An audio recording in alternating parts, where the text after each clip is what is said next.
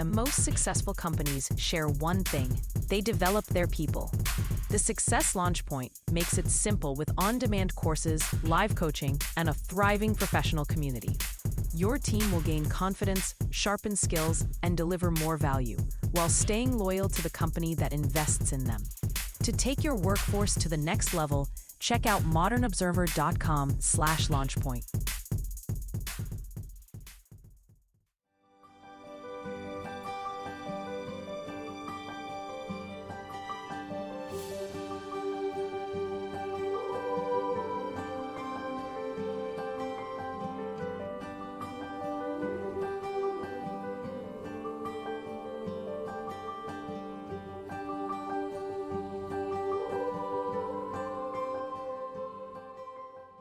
We are lighting the candle, a world that works. Hi, everyone. I'm Bill Correll. And here with me, I have Jan Jeremias, who you've grown to love and look forward to hear speak. And then in addition to that, we've got a wonderful guest again today, Austin Jacob. And how are you guys doing? Well, I'm here. Present. I like it. So I think the neat part of it is for you folks at home that haven't really listened to us before, we get together on a periodic basis and we have a conversation. We're completely open to talk about anything that's on our minds, and we do. And I think above and beyond that, somehow it manages to be somewhere in the realm of empowerment. That's more or less the umbrella for all of the conversations that we put together on this podcast over now the last five and a half years, which is hard to believe, but here we are. Mm-hmm. So I think with that as kind of a framework,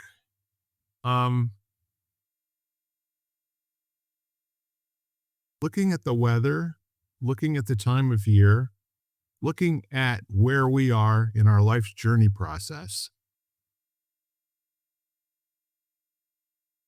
is there anything that we can draw comparisons to, or are there any things that are going on in the world that would contrast with what our intentions are, where we're going, or what we'd like to see happen? I can go. I think I'm looking at this time of year, and it seems to be very kind of interesting that you brought that up, because I'm looking at change and transition and what that means.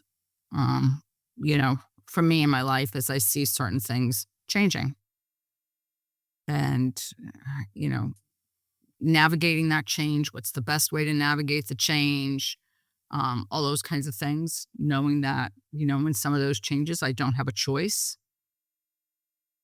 meaning it's going to happen whether I want it to or not.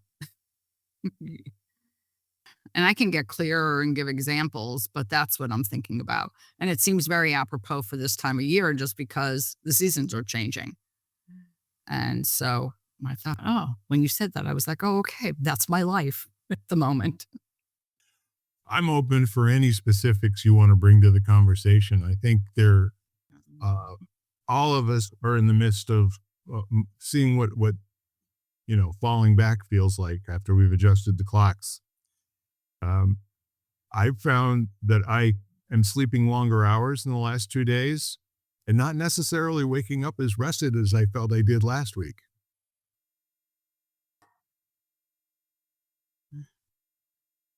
Well, I slept really well Saturday night. Last night I didn't sleep so well at all. So, that may not have anything to do with the seasons at all. Right. But I was just thinking of, I really have been thinking anyway a lot about the seasons changing and what that means, and moving into this kind of more winter, colder weather where we all are season, and this whole idea of what that means and how we honor that. And I have always been somewhat of a traditionalist in that way, in that I honor that. I'm not a huge outwardly social person anyway, but during this time of year, I tend to, not want to do that anyway.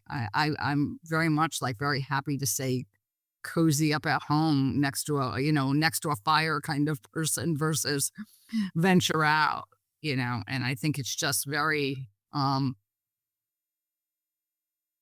much the way the season really was meant to be anyway. Yeah. But there's a lot going on there. I love the meant to be part. I there's a real possibility that people in the other parts of the country are not experiencing the same seasonal transition that we are.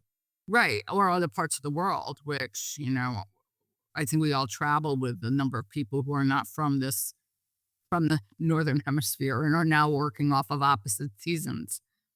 But for us here, it's, something that I think that is it's an interesting thing to think about. Like, what do they do? Like, do they treat it the same way as the weather is not, let's say, conducive to going inside in cooler weather and all that kind of stuff? And so is it very, do they, navigate their lives around that? I mean, possibly not. Well, you and I are in the same area code, so to speak. So to speak, yes, And, we are. and Austin is in the land of peach trees. Right, but still gets cooler weather, I think, in the winter than the summer. Yeah, sure. Interestingly, I have spent half of my life in a completely different climate environment than the other half thus far in this lifetime, we'll say. But in terms of season, like how the light is affecting us, I think it's interesting to learn. Like you were asking, oh, I'm curious how they might adjust or X, Y, Z, but just to learn how people, I don't want to say adjust, but just we recognize our own kind of relation to the atmosphere, biorhythms, and yeah, so it can. I think since I've been in Georgia, down south on the East Coast, United States, I think it's snowed 3 times. But that's significant down here, whereas I was used to snow at least half of the year, for most of the time I related to, oh, the climate. This is normal. Um, yeah. What's kind of interesting is that I think both you and I, Jan, are well schooled in regarding the seasons as a metaphor. And I'm just wondering from your perspective, Austin, does that cycle start to land with you and have any meaning yet? Or is it just something that you take note of and put a sweater on if you need it? Well, I say yes and yes. There is significance, yes, to the season, and I felt resonance when Jan and you both were talking about like change, that theme of change, and relatively how I'm loving and enjoying things is So that was interesting. that was This time I'm experiencing the app burping. Yeah, that was a change.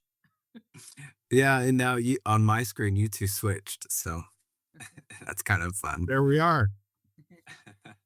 Now we can argue the opposite point. I needed a laugh. I love laughing. Same here. Um, so to the yes, there's a lot of resonance with say theme of change, and it's perfect lining with the season, and I guess I'll get a little personal since I'm on it.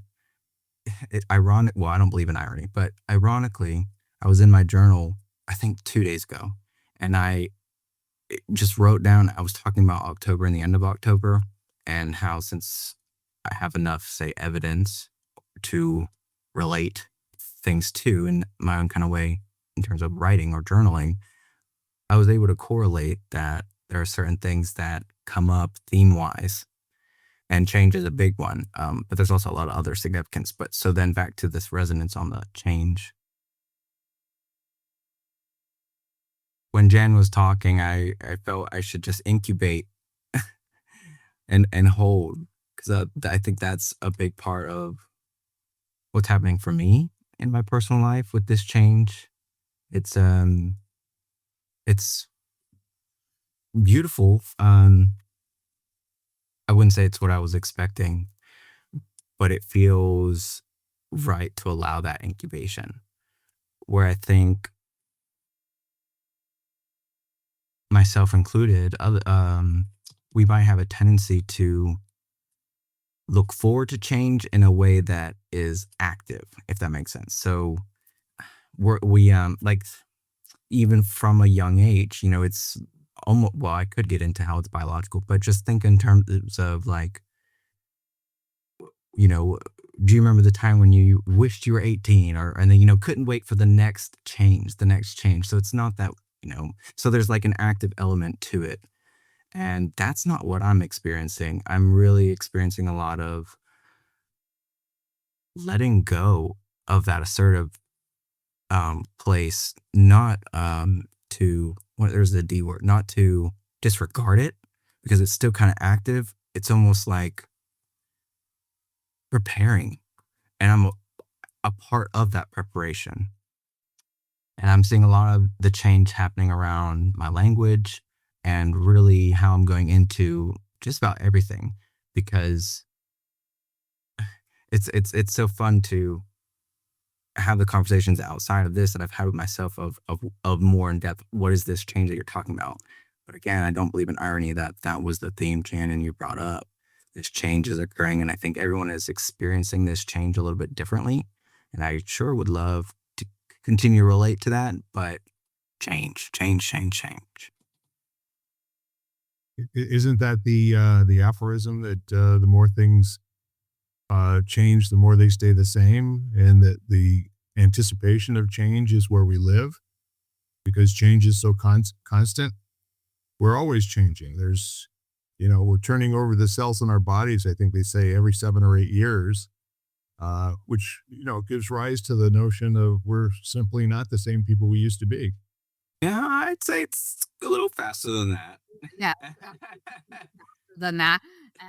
And there's a wonderful excerpt from a book, and it actually talks about the river of change. And basically, the river of change is within us all the time, as our cells, like, certain cells, replenish weekly, are constantly changing. And so, really, we are changing beings, even though we tend to resist change so much.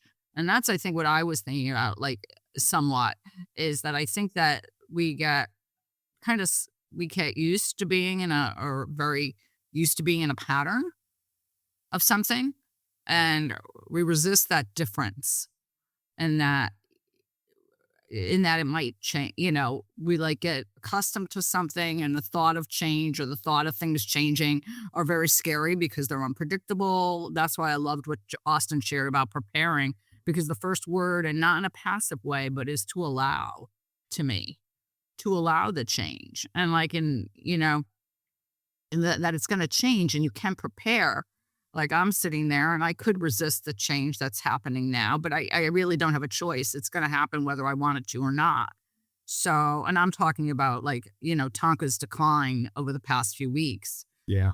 That is something I can't control. Like, it's whatever his condition is, whatever medically is going to happen. And do I want that change? No. I love having him with me, but at some point I have to allow the fact that, and have grace enough to realize that that's, it's probably, it's going to happen whether I want it to or not. And so is not to resist that change, and then also live in denial that it's not going to happen. I can really resonate again with the like preparing for change, and certainly ones that we are relating. Oh, there isn't control, whether it's something close to or heavy, if you will. I don't want to. One thing that comes to mind in terms of change, I can immediately go on this rant of disclosement and my own observation of seeing a lot of change around me and how it's affecting other people, how mm, how distortion is getting involved in so many different ways, how AI and just spirituality, the way of living, what's available to people, identity, what does evolution mean? And all these questions that might not have even been questions before. Nonetheless, preparing for this change or this like capacity is how I feel. Like I call continuously to it's almost the most work I've ever done, but through not doing more, like grounding, like really, I don't know. It's ironic that I am experiencing in such a depth something that I teach and show other people in maybe different ways. But this is something that I can only describe it as bigger than myself because that's the relativity that I can speak upon. So I don't have control, in other words. It's not asking me to be active in that change. It's asking me to almost like receive and hold an anchor place for something, I guess, if you will. So yeah, I love what both of you are saying because as humans, we are really want to have this illusion of control as you're referencing, where there is none. The sooner that people can surrender or a person can surrender in their own life to there is no control, the outcome's going to be what the outcome is, and all there is to do in life is to learn how to dance with it, not resist it, not fight it, not be in argument with it, but dance with what is and not be in argument with reality. So that means I could add to that. I said that's absolutely um yes, absolutely. How do I want to say a great bridge word is paradox. At the same way that surrender has what is a good word for other than validity? There's a way in which you can relate to what you're saying. Principle, of course, one of my favorite words. There's principle behind that. And I think in paradox, both sides of principle are equally valuable. So in a way that I'll substitute the word spirituality, might call all kinds of cultures to surrender to this no control. There is equally a part that surrenders to we are more than what we are surrendering to. Another I didn't prepare that, but I really wanted to knock on that wood of that absolute or that extreme. There is value, I guess you could say, in however you want to relate to something. But when we get out extremes like that, we recognize also that it's polar, if you will. I don't like that duality thing, but it's essential. we'll try this on, okay?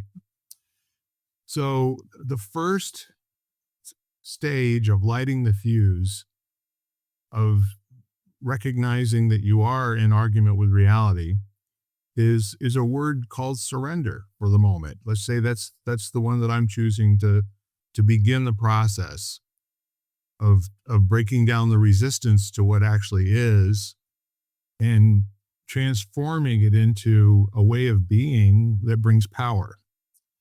If the resistance, is synonymous with powerlessness or disempowered, then the first thing is to surrender to the circumstance without even necessarily knowing what it is that you're surrendering to, except for being willing to give up the resistance. And then that immediately can move into something a lot more powerful called acceptance, which can be then embracing, then can be an invitation. And it's like, going from, I don't want this to happen, and in a millisecond, going through those steps or something approximating that, or maybe just jumping to, no, bring it. Let's see what you got. Let's see what I'm made of, And all of that can happen in a heartbeat. I mean, this is not like a 3-day process, to go through the surrender and then, the acceptance and then the invitation and embracing. And then, thriving in that change that was taking your life away, but it never did anything. We are always the ones who can access what our next state of being will be if we choose to go down that road, as opposed to living in a world where we're constantly at the mercy of something beyond our control. It's that old saying, which would you rather be? Would you like the blender or the frog in the blender, right? Some days you're the frog, some days you're the blender. And when you start thinking in terms of, especially when you get to a certain age, Austin, that you're confronted more with what you're not good at than being reinforced by what you are good at, because who you're talking to, the kinds of transactions you're engaging in, suddenly the old you isn't there anymore, or the old you is not sufficient. Does that make any sense to you, Jan? Yeah, I mean, one of the things I wanted to say is I think that yes, there are times where maybe it's your personality that you can kind of move right from one thing and into a place of, let's say, surrender and acceptance or whatever. But then there are times when you resist that. And I don't think either is just depends on where you are at the moment. I mean, I think to myself that there are times that things happen and I'm what I might say very quick to move and to say, okay, I've got to adapt. Another great word, I've got to adapt. I've got to alchemize or sort of alchemize myself to be able to handle this or to be able to just live with this situation, whenever it may be. And then there are points where you resist for a while, and then the old, Borg, Star Trek kind of thing, resistance is futile. You realize that resistance is futile. But I think the word I can't keep on coming back to is allow, because allow is a very active kind of word. It's an active allowing. And just like the surrender it's not a passive surrender. Right. It's an active form of surrender, like where it's like there's an awareness and a consciousness to it. Like, okay, this is happening and I'm going to move with it. Like you said, dance. And I loved that because I think that is key, because it's not like when you dance with someone, you're not just standing there and the other person is dancing. You both have to participate. So there is that active form of like, okay, like this is happening and I've got to like, even though I may not like it or whatever, or maybe I do like it, but even then it's still changing. It's still scary for people, whether you like it or you don't like it. I've always found that the world kind of doesn't care. Yeah, exactly. Good luck. It's like going out and proclaiming the unfairness of it all to the stars, right? But the other thing that I think is kind of interesting, and this might be easier for some people to relate to, Jan, what you said in terms of the word allow, because you and I really do feel like there's things in our lives that we do have that we can act on, that we will make a difference with. And the word allow, I think, is a little bit different perspective, but it's all on the same lines as accept. But I think, from the perspective of what are you allowing and who are you allowing? Maybe it's you're allowing yourself to just get into the situation as if there's nothing wrong here for a change. Allow the situation to just be as it is. When you can choose what you've got, you don't need anything else. You're 100%. You're okay. You may not have, the sensations that you want at the moment, but if you're no longer arguing that it's not fair, it shouldn't be, all of these things that are, drawing a distinction between what you wanted and intended versus what's actually occurring, that's where the dance can begin as well. I completely see that. Well, I think that one of the things that just came up for me as you were speaking, Bill, was this whole idea of what we expect, like expectations. Yes. That's where it happens a lot, where we have an idea about something, of how we want something to go or what's going to happen. Not to say it's great to have those kind of expectations, but the goal is not to attach to those expectations. Interesting. Because once you attach to them, then you've limited. any sort of expansion beyond or more than you might have, envisioned. Well, in my world, I'm not smart enough to be able to distinguish where I've attached to something, except for I notice I'm in pain. To me, typically, I get a tip off from the universe that I'm being a butthead because I want things to go differently than they're going, even though I feel like I'm being accurate in terms of what actually is happening. But I think the suffering comes from the argument with reality in my world anyway. I can speak for me.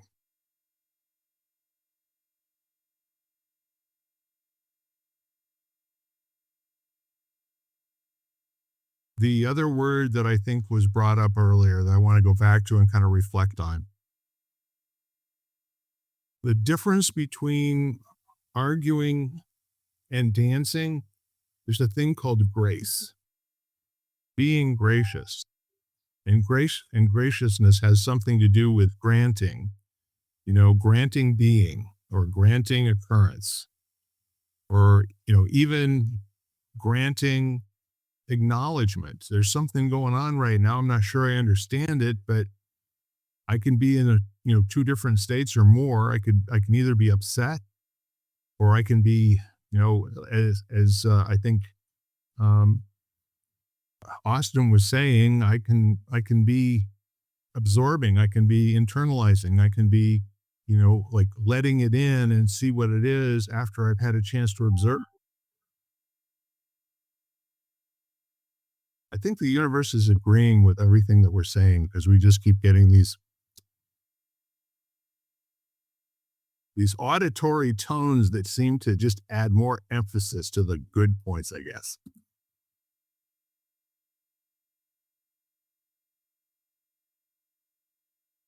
So, you know what? We're talking about the luxury of being able to be in a position in the world where we're not starving. Everything we're talking about, the self-examination, the awareness, the what we're going through, the upset, um, we're at the top of the psychological and social uh, experiential food chain to be able to take time out and to examine what it means for a moment. And that they're first world problems, in other words.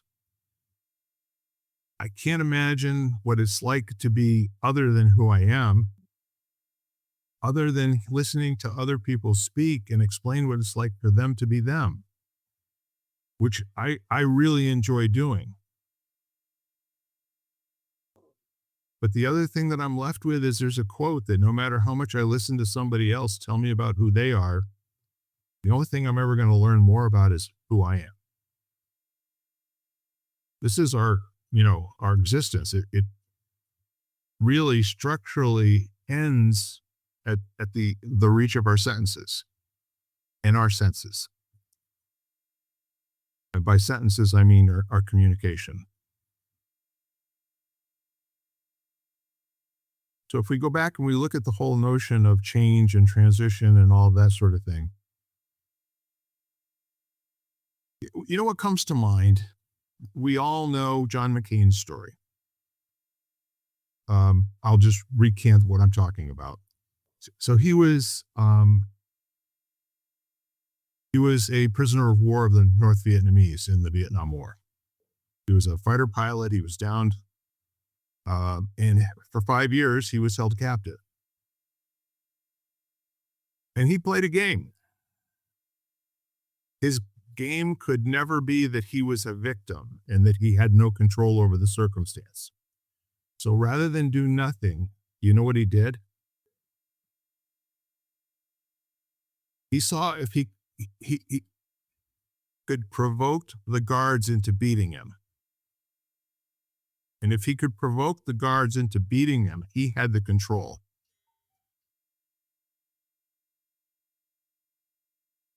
What your mind does, or what his mind did to keep him sane and get him through that experience, was to create a competition.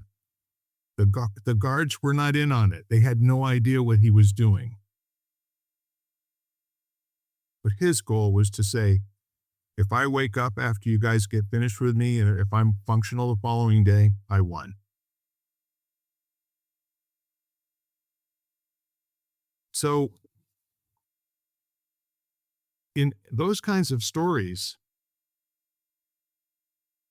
that John McCain at that point in his life, that was the game that he wanted to play. Fast forward 25 years when he's a senator. I think that game would have been far less interesting to him, and he would have been far less likely to engage in it. I mean, I'm just making up a story here. But where I was going with it is that allowing, in some cases, might be getting the upper hand on life so that you're granting the permission and you have that experience of just letting go of it, needing it to be different than it is. Does that make any sense?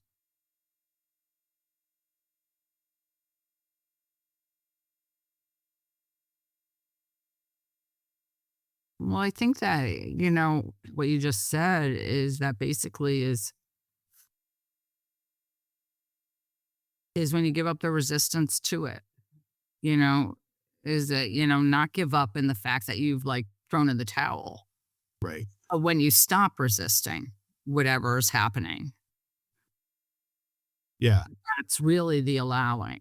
It's not even it's going to happen. You give up I mean, maybe it wouldn't, but as I say those words, but, you're giving up the resistance to whatever is happening. And then I think the other thing is, don't spend a lot of time going, like reflecting on what was necessarily. I think, I think we all I think people get caught up in general with that whole nostalgia thing of like, oh, I wish we're going to go back. And even, if you look at what people say, oh, this will bring us back to 50 years ago. Well, I'm sorry, we can't go back. Right. It's not happening, you know? And so kind of talking like that almost I find annoying now. It's like, and every time has its good points and its bad points, no matter where you are. Yeah. We were talking about the reflecting on the metaphor of the season changes. And at this point in my life, having gone through those season changes so many times, it lands differently with me today than it did when I was, say, 12 or 13. The leaves coming down meant I was playing football instead of baseball. That was a big transition for a 12-year-old to go from wearing baseball uniform and having dust up my nose all the time to having bloody forearms and fingers that were fat because they got pushed the wrong way, and just all the lumps and being tougher than the moment. I don't know what it's like for my grandchildren, in other words. Are they aware of the seasonality of life yet, being 12 and 13 years old?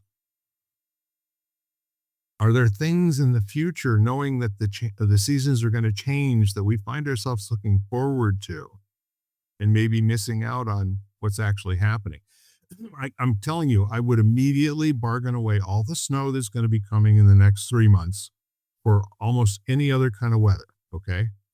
I'll turn myself in on that. Well, one of the things you just said, Bill, I'm reflecting on because I wonder if the fact that people are outside less in general, Yep. whether that affects their ability. I mean, whether you played sports or not. I know I grew up outside. And so it was very obvious the seasons, whether you played sports or not. You had to get on a jacket. You weren't wearing flip flops or sandals. It was the seasons were very obvious. Right. Where we lived, especially as kids. And Austin said he spent quite a lot of time in an area of snow. There was a lot of snow on the ground, like all those different things. And I wonder with kids being indoors less, indoors more, and not exposed to nature as much, whether those changes are as obvious and what it's measured by, like whether it's measured by timing of school or whatever, or time change, like, Austin said earlier. Yeah, I want to also say the older that I've gotten, the more I'm aware of my reactions to things that are occurring now, and how my kind of like my knee-jerk reaction is to immediately have a feeling about an earlier similar situation, like something in the past that kind of resembles what's going on right now, that's either really good or really not so good. Does that make sense? Like there's an automatic reaction to some things that I know I'm experiencing for the first time. But what my question is, how and why is that the reaction?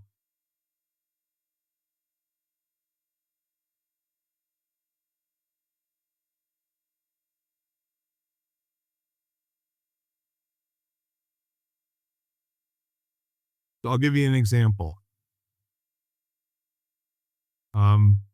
This transition into a totally new career has given me so many reflective experiences in the last 4 or 5 months that I don't have any memory of from when I was a kid. But my reaction to it is familiar. I recognize the feeling in my belly under certain circumstances. And then that takes me back to, remembering something from a while ago. It's almost like, they say that the strongest reminders of what's happened in the past are physical objects. So that if you really want to have, that's why people keep mementos. So they can pick an artifact up and hold it in their hand, and immediately it reminds them of a particular time or a place or some people.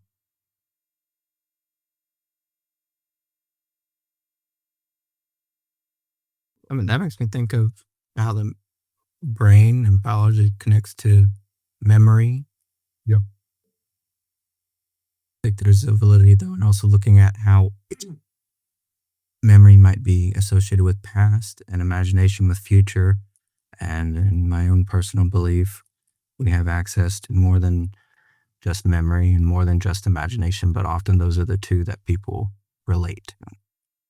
Right.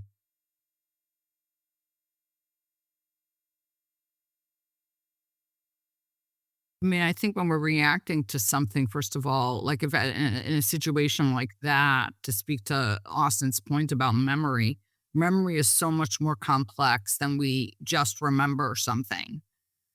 I posted something on LinkedIn today about smell and memory, and just even like how it's so much a part of our experience. Like even though we don't realize that there's a smell there, there is a physiological reaction and a sort of memory imprint that happens almost like, simultaneously almost.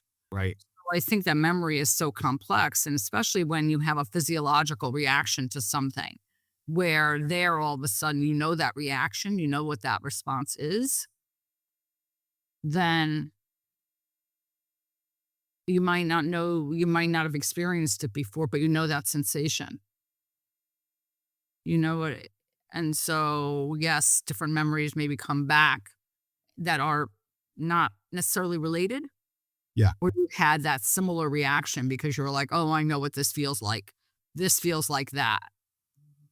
And I think that that's how we navigate the world.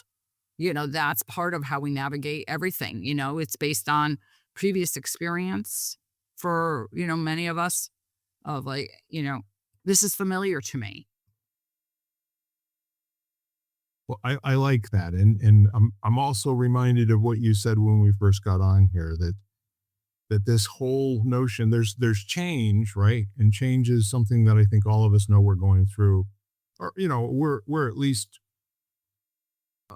aware that we're in the change syndrome all the time. But then there's the notion of transition, which is implying from something to something else. And Jan, you said you had some examples of how, the weather change is metaphorical to some of the other transitions that you're going through right now. And specifically, um, I am interested from the perspective of, I think the more that we can focus on a brief story that kind of demonstrates how you're seeing it. I mean, that's my opportunity to learn something from you. I mean, I like I mentioned, I mean, so, you know, so based on my, let's say my previous experience, like, my pets have always lived a very, very long time. Yep. And my cats lived into their 20s. My last dog lived to 19. And I think I was kind of expecting that Tonka would do the same, and now all of a sudden he's not even 14 and he's really declining. And I'm sitting there and I feel in some way, if you talk about preparation, I feel so ill prepared Right. for what it's about. Maybe some decisions I might have to make sooner than I wanted to or sooner than I expected and all these things. And I know that that change is coming and that transition is coming, literally, that he is going to transition to another realm. And I could resist that transition. But if I resist it or not, one is it's taking me away from spending time with him, valuable time with him. Right. And then two is it's not really going to do anything. If I resist it, it's going to make him like not decline, like as much as I would love for that to happen, like I'll resist it and we'll go backwards, kind of thing. And we might get better or not, I'm not saying that, but that's not going to help. And me resisting that change that's going to happen in my life is not really, going to do anything for me at all. And if anything, it's going to prolong maybe decisions that I probably need to make or might need to make Yeah. if I live in that place. So, yeah. So that's just one thing right now. That's a very practical thing. That's very, like obvious to me in my life. There are other things where, let's say, I'm not as graceful. Maybe I've resisted more in regards to those changes. Yeah. What I hear in that is that syndrome, of the story of the guy on Friday before he knows he's going on a cruise, completely excited about how wonderful a time it's going to be while he's still at work, wonderful this getaway is going to be. And then he gets to the last 2 days of his cruise and now he's suffering for the 48 hours before he gets off of the cruise ship because I got to go back to that place, you know? In both of those circumstances, it's in argument with where he actually is. And his prediction allows him to have either pleasure or suffering, depending on what he's thinking the outcome is going to be for him. And he's living in that state for that period of time. And I mean, that's a powerful example of how we can be more gracious to ourselves. That we don't have to live in a place that's other than where we are right now. And I think most people they've reported to me, and I've found it myself, that when I can really be grounded in the here and now, the world just shows up differently. It's a little bit different. The most pure example I give is when I jumped out of an airplane, perfectly good airplane from 10,000 feet. And flew down through the clouds for 1 full minute with absolutely nothing on my mind at all. Completely blank. Just all my senses just taking in where I was going and, the sound and, even the taste of the air going through my mouth. And I've got videos of my face being completely contorted by 100-mile-an-hour wind, flattening everything out, making me look like Porky Pig. It was, I had no idea that that's what I looked like. And I really couldn't have cared because I was more interested, first of all, it just took everything away. I mean, it stripped me for one full minute.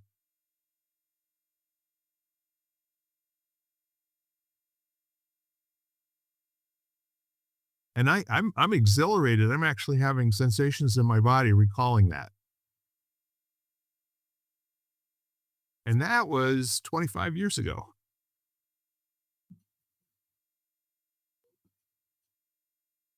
But I think in the meantime,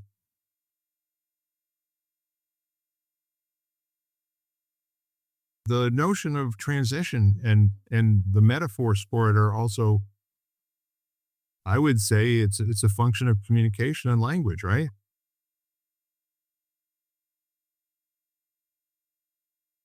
To add to that, sometimes we don't know how to be ready until it's time to be ready.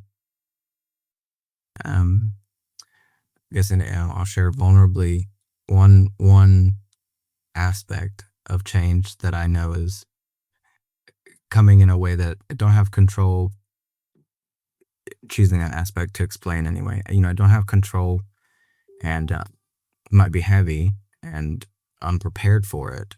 And in a way, knowing that I'm unprepared gives me agency to prepare differently. This is that invert. But so to explain, there's a transitioning going on between me and my biological brother that involves just getting out in the world, coincidentally in a very similar way, but absolutely different worlds. And so inviting in change isn't as much important as being okay to voice that, hey, I'm going through this transition. Even in moments where it's hard, I'll go one deeper and vulnerably share again. Earlier in just this own talk, I recognized how memory, if you will, or an activation sent a reaction that was very familiar, yet different because my relativity to it is in this moment now. Well, now I'm thinking about the moment. So anyway, but to the point, that word that you were saying, grace. So like allowing, I think that there's point to say, surrender, allow, create, control, acceptance. They're all very, very fun, tied together in ways we can add more language to, but that was what struck me. Oh no, the language that's coming out that I'm hearing from myself, how I'm relating to all this, blah, blah, blah, however I wanted to assess, I have no need to. But what I recognized was, oh, that's familiar. Something came back. And now, how am I going to relate to it? Another thing I wrote down was missing out. I don't know who might have said that, like missing out syndrome. Another one I would think relates to that is shiny object syndrome, avoiding the change, controlling the change, not surrendering to the change, but also not allowing it. They seem opposite, but they're much closer. And so I think when I was trying to get around to my concept going on in my brain, I immediately went to, oh, look at me, the channel has ended. It's not coming through the way, I had planned, or the change, even in real-time language. So, and in that, I'll end with the grace. I love all of that. And I'll tell you that there's value in being able to distinguish the distinctions of living and be able to articulate in different language, like the nuance between those words. It can be the difference between having a suffering existence and having one that is on the way to leading your best life, Same thing going on, but one way of experience. It's all kind of coming through a language of filter, or a filter of language, actually. I guess it works in both orders, but the point is, we do live inside of filtering, and we do live inside of, we don't hear everything all possible ways that it can be understood and expressed each time that we're in a situation. So when people take the time to kind of like give examples and to say how things are going, we're not even hearing what we heard them say 2 or 3 minutes ago. You know what I mean? Our level of interpretation and understanding now has more information, if you will. And I really think that that's one of the really cool things. I mean, when you look at the way that the great thinkers in the past, have decided to say the things that have made their way to us, the Stoics, Marcus Aurelius, even the Buddha, the most powerful sentences are oftentimes only 5 or 6 words long, but they like reach across the millennia and they basically communicate something that's an approximation of what they meant when they were first spoken. And that classic, and in terms of standing the test of time, whether or not something is reasonable and is workable and understandable through hundreds and hundreds of years, it's kind of a cool thing, when that can be communicated to people of all walks of life, and everyone gets something powerful out of it. I'm not sure we all get the same thing. In fact, I'm quite sure in many instances we do not get the same thing. We receive something differently hearing the same words. But then the power is, doing what we're doing on a weekly basis. Let's get together and let's talk it over. Let's huddle up. And what do you got? What do you got? And I encourage people to do this because I think the more time you and I spend trying to understand what makes you and I tick, I think it makes us better human beings. I could be all wrong about that, but I do think being interested in how other people are experiencing this walk, that's another form of grace in my opinion. Well, because when you understand other people, then there's more room for compassion. And then there's more room for grace for others. When there's no understanding, having compassion for someone is a lot more challenging because you don't really understand, like you just don't understand them or you're not understanding where they're coming from. And I think you're very right, Bill, because I look at wording and words and how each person interprets a word is very different. So you can go in and try to describe something to people, yes, and I'm not saying you don't, Right. but you have to really understand that probably you go into a conversation and the way you phrase something, the other person does not that's not the way they're interpreting that word to you. And there might be a word that they use that actually kind of, might even actually create a negative response within you based on your Experience that. based on your history and where you're coming from. Yeah. And then all of a sudden you're like, oh, I don't like that. That word that doesn't resonate with me at all. And one of the things Austin said about preparation, when I was talking to my mom about this whole thing, this whole transition that I'm going through, I said to her, I'm not ready was the words I used. I said, I'm not ready. She's like, Jan, you'll never be ready. And that just was very true. Like, no matter what I do, I won't be ready. I mean, I'll be ready, but I won't be ready. And, and so that was really, I can prepare, like Austin said, and I can have, navigate what I'm going through with as much grace for myself and him as possible. But I will never, because I want him here. So in that case, I will never be ready to say goodbye. In some ways I will be. And I can tell you this based on my experience with grief, Jan, when he's gone, you won't be ready either.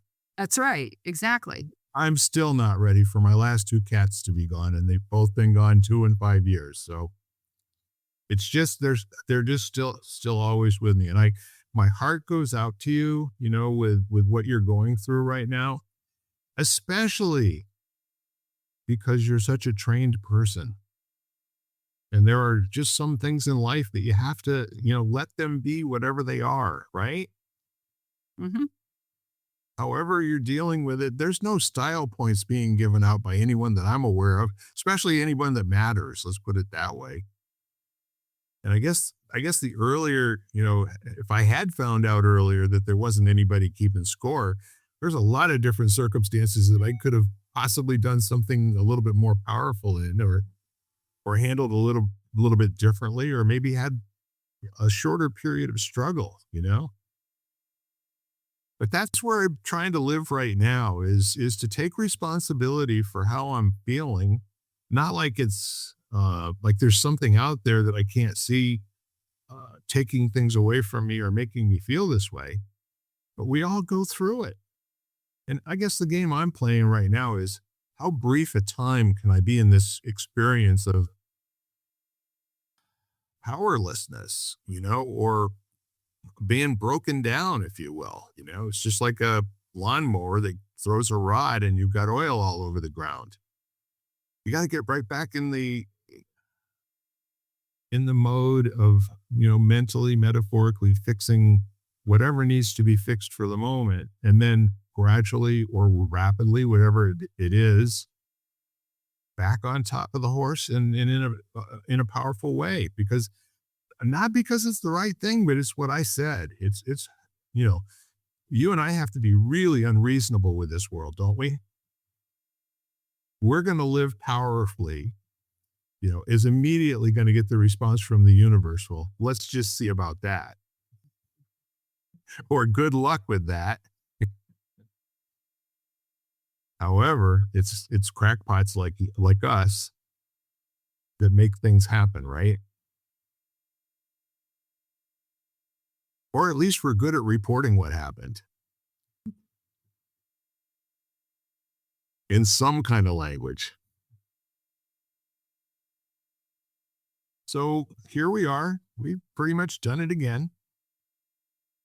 And what I'm wondering is that from where we came over the last hour to where we are now, what are you thinking in this moment? If you were going to summarize, and probably not even paraphrase or summarize what we've been talking about, but what would be the next thing that you would want to leave people with for them to ponder, after we say goodbye?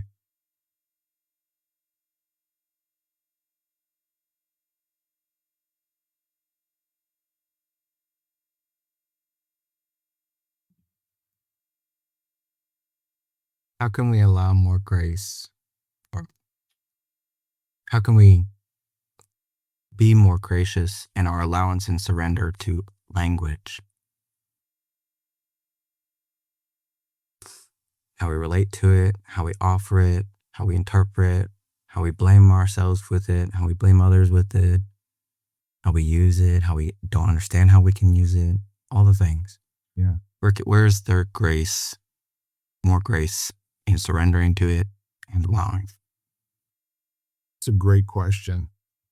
And I think that curiosity is huge. I think being that curious about life has to make a difference in terms of the quality of what you experience, or maybe the frequency of experiencing that quality.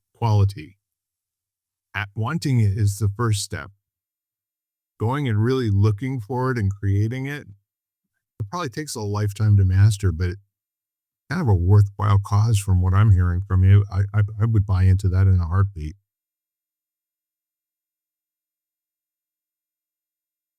It was more of a takeaway for me, to be honest, folks. That's what I got out of being present was, wow. See, the bad news is no matter what I hear about you, I can only relate that to me. So Well, language is a very deep subject, if you will, to me, and the way I relate to it. So, it's, yeah, very personal. thank you. Thank you always. You have uttered some of the most profound sentences that I've ever heard out of any human being, Austin.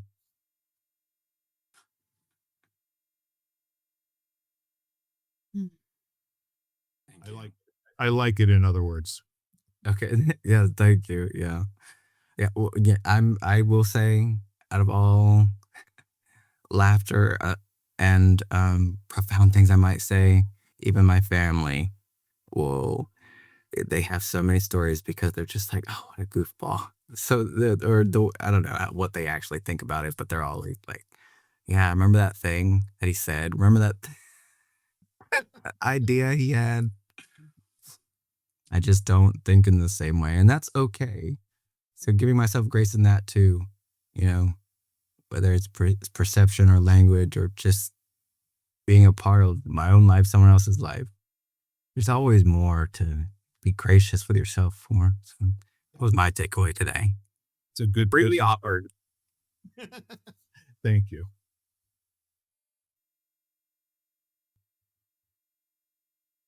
I'm thinking of the word prepare. Like, how can I best prepare, and how can people best prepare for whatever's going on in their life, Right. whatever that might be. You know, it could be something small, could be something large. Yeah. I like that. I really do like that. And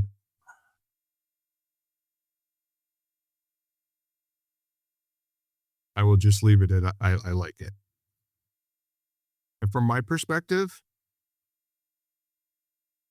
there's nothing more fun or wonderful for me than hanging out with you guys, having conversations about esoteric yet really important conversations with regard to maybe something opens up in the speaking or the listening to it.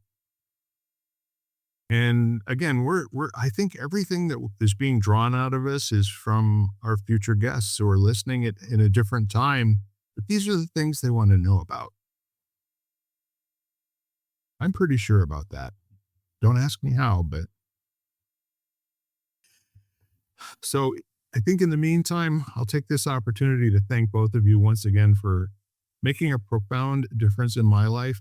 If I ever get into a bad moment during the course of the week, I just think about both of you, or one of you or the other. You just come up in my heart. Next thing I know, I mean, I'm ready to get back in there and take the next punch, you know? So I think with that in mind, I'm going to ask everyone, do absolutely reach out to someone in your life and let them know how important they are to you. And also let them know that your world works because they're in it. And you can't imagine what life would be like without them. And that if there's ever a moment they need someone, you'll always be for them.